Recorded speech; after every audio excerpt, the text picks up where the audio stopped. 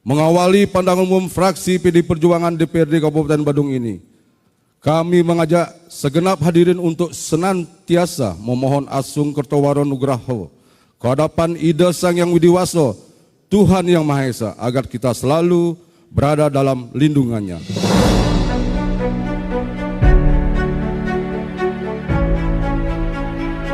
Hadiri rapat paripurna DPRD, Bupati Badung tekankan infrastruktur dan optimalkan PAD.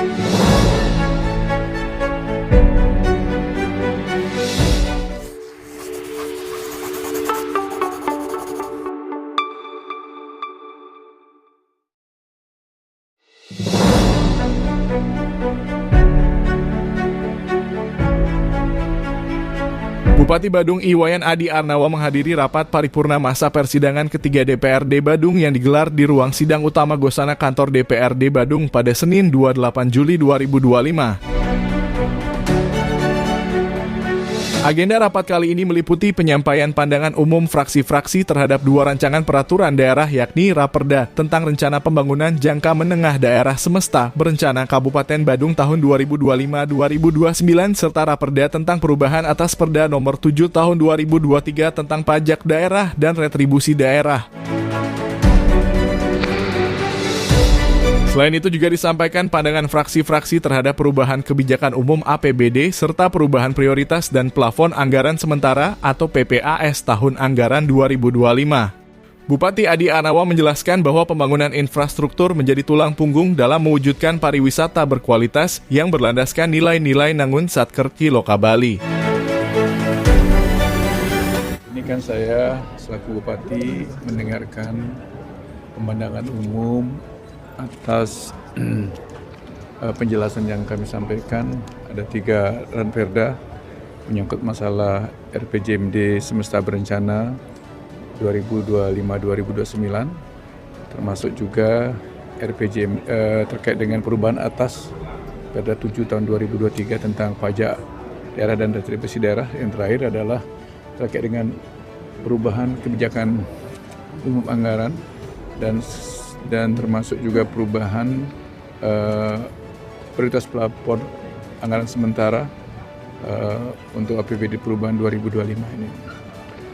Dari pandangan umum 3 fraksi, secara umum saya melihat bahwa apa yang kami sampaikan di dalam RPJMD yang mana adalah merupakan satu kewajiban konstitusional yang harus kami lakukan.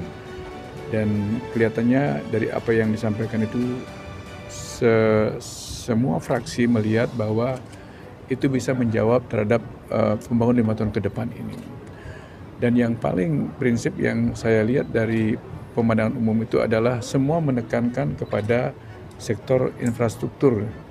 Karena memang kenyataannya sebagaimana visi kami, yaitu mewujudkan pariwisata yang berkualitas yang berlandaskan nilai-nilai Nangun Satkerki Loka Bali itu memang isu strategis kami pada sektor infrastruktur, termasuk ada beberapa sektor lainnya, misalnya seperti masalah penanganan sampah, air bersih, termasuk mendorong bagaimana pertumbuhan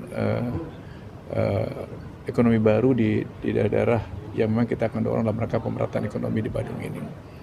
Dan mudah-mudahan dengan pemandangan umum fraksi tadi itu setidaknya memotivasi kami untuk bekerja serius dalam rangka untuk optimalisasi pendapatan, karena bagaimanapun juga dalam rangka kita mewujudkan ketiga ranperda ini memang salah satu yang menjadi kunci kita adalah bagaimana kita untuk selalu meningkatkan potensi kita terutama di sektor pajak hotel dan restoran ini.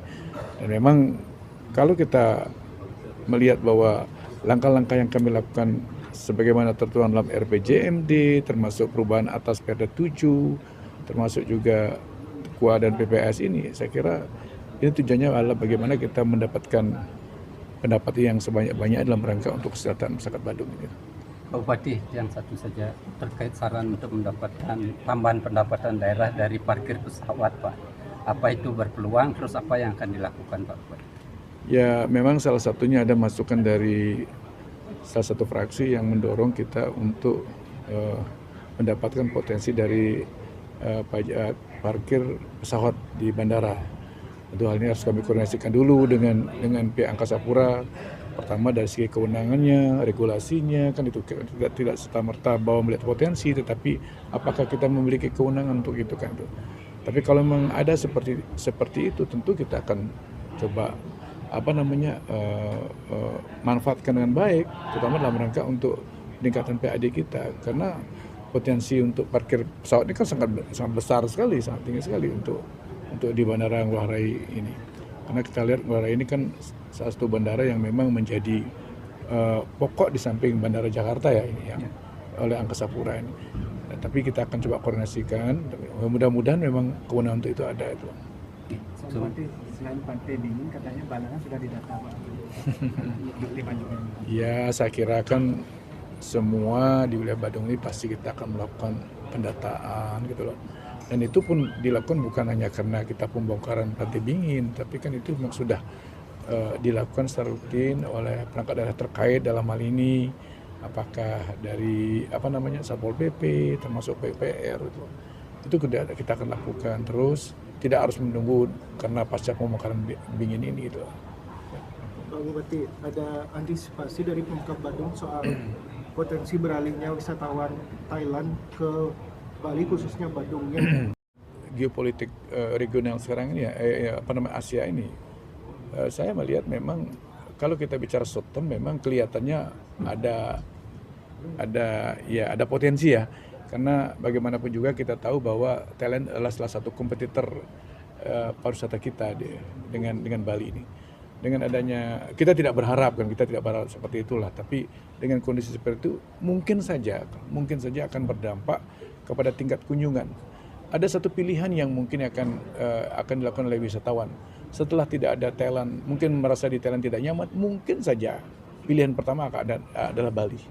Oleh karena itulah maka saya melihat bahwa dalam jangka pendek ini ada potensi pendapat kita akan meningkat dari tahun sebelumnya itu.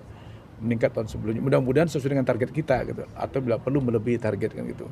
Nah, ini akibat salah satu seperti yang disampaikan tadi.